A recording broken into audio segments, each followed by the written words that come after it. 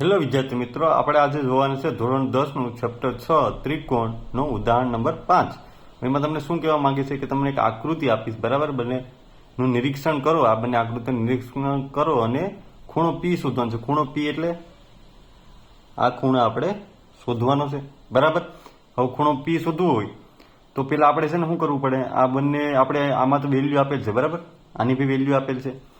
તો આ બંને ત્રિકોણ છે સમરૂપ સાબિત કરીએ તો કાંઈક ખૂણાની વેલ્યુ મળે તો આપણે કહીએ કે ને. તો સમરૂપ સાબિત કરવા માટે આપણે પેલા શું લેવું પડે? ગુણોત્તર લેવો પડશે ને. તો આપણે ગુણોત્તર લઈએ તો આપણે લખીએ પેલા ત્રિકોણ એબીસી અને ત્રિકોણ પીક્યુ આર માં, બરાબર? આપણે ગુણોત્તર લેવો હોય તો આમાં તમને સરખો ગુણોત્તર લાગે એવો લેવાનો, બરાબર? આપણે જો એસી નો છે જે આપણે RQR લઈએ તો હમવું પડે ને ઉડાડવામાં. બાકી 3.8 ભાગ્યા 6√3 કરીએ તો બહુ લાંબી રીત થાય, એવી રીતના થાય. એમ કરતાં આપણે એ બાજુ લઈએ કે ભાઈ AB છે એ RP ને લઈ લઈએ, બરાબર? ગુણોત્તરમાં ભાગાકારમાં હમવું પડે ને. તો AB upon RP. Ready? AB એટલે 3.8 ભાગાકારમાં RP મતલબ કેટલા આપેલ છે? 7.6. હવે પોઈન્ટ હટાડો તો 38 ભાગ્યા 10 કરી શકું ગુણ્યા 76 ભાગ્યા 10 થાય તો અહીંયા આવી જશે. 10 કેન્સલ, બરાબર? 38 દુ 76 થાય તો હું તમને જવાબ મળ્યો 1/2. આ એક વેલ્યુ મળી. હવે આ બાજુ લઈએ આપણે કઈ? એસી અપોન આમાં કઈ હરકી છે? આર ક્યુ લઈ લઈએ તો એસી અપોન આર ક્યુ લીધી, બરાબર? તો એસી કેટલા છે? 3√3 અપોન આર ક્યુ કેટલા છે? 6√3. √3 કેન્સલ, 3 દુ 6. આની બી વેલ્યુ કેટલી મળી તમને? 1/2 મળી.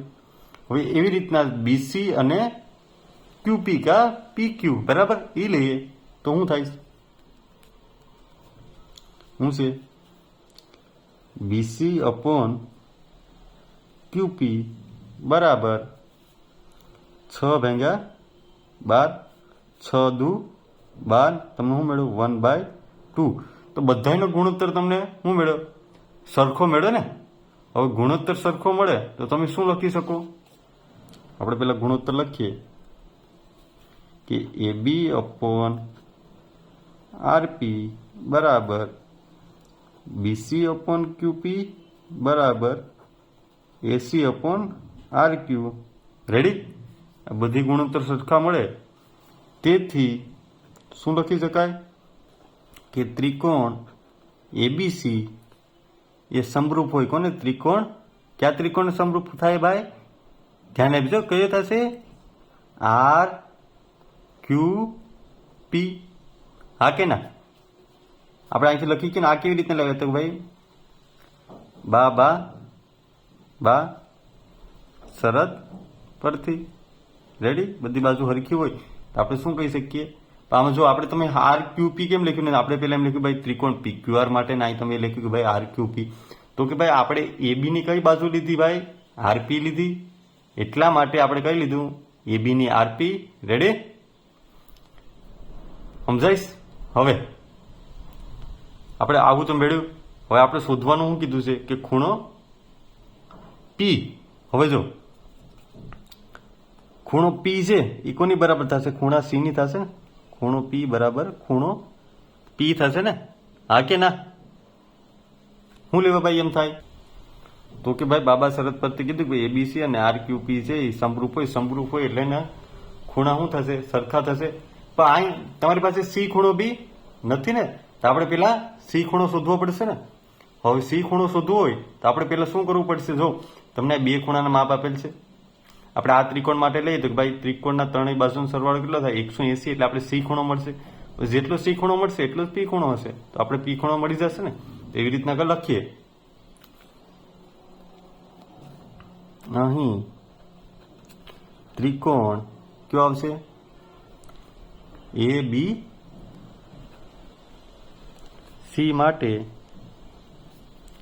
આપણે લખી કે ને ખૂણો A પ્લસ ખૂણો B પ્લસ ખૂણો C બરાબર 180 થાય, હા કે ના?